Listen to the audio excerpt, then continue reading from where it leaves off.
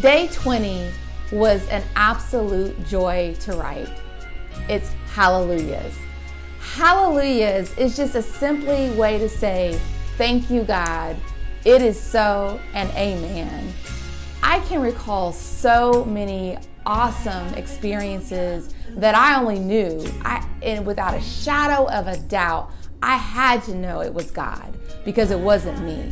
When we think about those hallelujah moments, those are those breaks that you really didn't do anything to earn. Those are those moments where God just showed up and showed out. Those are those opportunities where you didn't have a dime to your name, but God provided.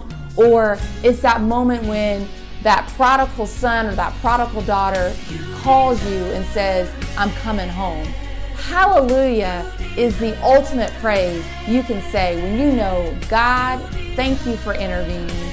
God, thank you for showing up. And God, thank you for showing out. So all I can say is hallelujah and amen.